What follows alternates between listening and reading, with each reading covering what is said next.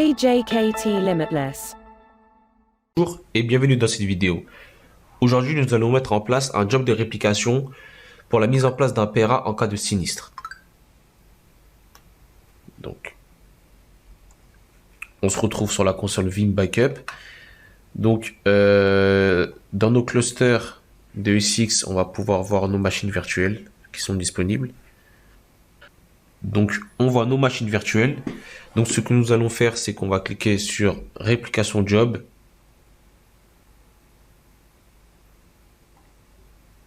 Virtual machine. Voilà, l'utilitaire s'ouvre. Donc, on peut donner un nom à notre réplication job.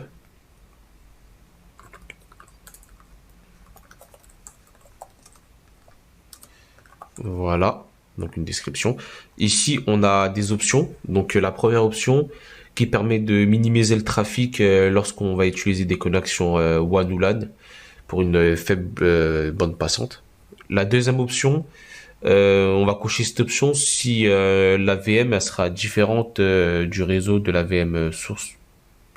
Et la troisième option, on va la cocher si nous allons modifier l'IP de la VM source. Nous, pour l'instant, on fait suivant. Ici, on ajoute la VM ou les VM que nous voulons répliquer. Nous, ça va être la VM web. On l'ajoute, suivant. Ici, on va sélectionner sur quel hôte ou cluster nous voulons répliquer cette VM. Donc, nous, c'est le ESX3. Voilà. Voilà. Là, il a détecté le data store présent sur cet ESX. On fait suivant. Ici, ça va être le repository pour les metadata avec le suffixe pour la VM qui sera indiqué sur la VM de l'autre ESX. Le nombre de points de restauration, suivant. Donc nous, on n'utilisera pas de proxy. Suivant. On cochera ou non cette option qui permettra de préparer les applications pour une sauvegarde qui sera cohérente et pour le traitement des journées de transaction et la configuration du système d'exploitation. Du coup, on clique sur suivant. Ici, on a la possibilité de planifier notre tâche. Donc dans notre cas, on va pas le faire maintenant. Donc on clique sur Apply. Donc voilà. On va lancer la tâche tout de suite. Terminé. Donc si nous allons dans Home, là on peut voir qu'il y a une tâche en cours. Voilà, réplication VMPRA. Et on se retrouve quand elle est terminée. Notre job de réplication est terminé. On peut le voir ici en success. Donc, si on clique dessus, voilà, on voit toutes les étapes qui ont été faites. On va pouvoir aller sur le ESX en question. Voilà. Et on voit bien notre VM, donc la VM web, avec le suffixe underscore réplica. Si on repart sur Vim, donc voilà, on va dans Inventory. On peut voir la VM aussi qui est présente. Donc pour pouvoir mettre en place le PRA, il faut que cette VM soit éteinte. Donc ce qu'on va faire, c'est qu'on va l'éteindre déjà.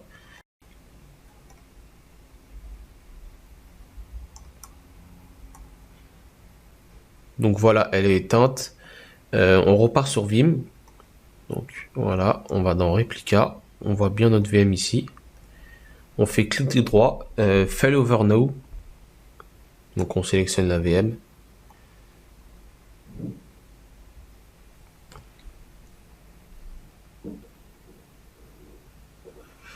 Voilà, suivant, terminé. Donc on se retrouve quand la restauration est terminée. Le failover est terminé, on peut voir ici Success. Donc on peut voir que la VM est passée en actif. Donc si nous allons sur le ESX en question, voilà, on voit que la VM est bien démarrée. Donc maintenant, il y a trois possibilités qui s'offrent à nous.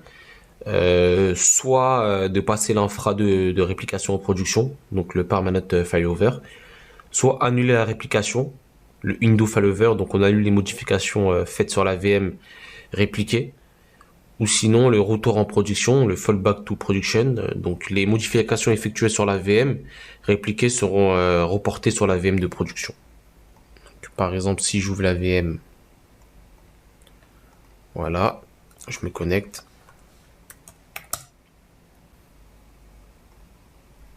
On va ouvrir le terminal. Voilà. Donc on va créer un fichier sur le bureau. Donc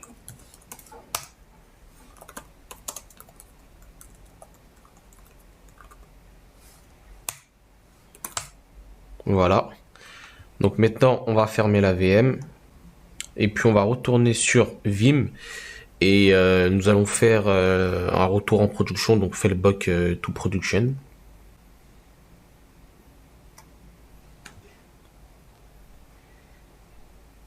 Voilà, on sélectionne bien la VM. Voilà. Suivant.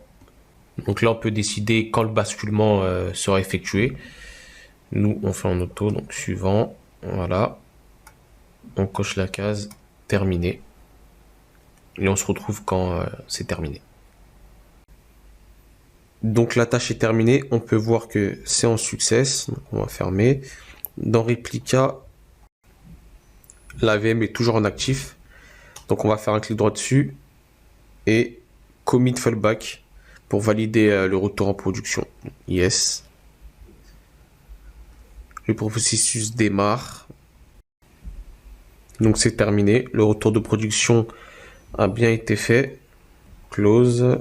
Si on retourne ici, on peut voir notre VM. Donc là, elle est en train de démarrer.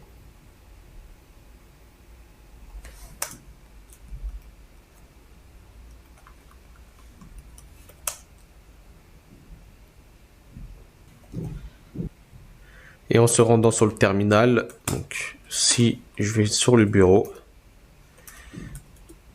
voilà, on peut voir que le fichier que j'ai créé tout à l'heure est bien présent. Nous en avons terminé pour cette vidéo. À bientôt pour d'autres vidéos.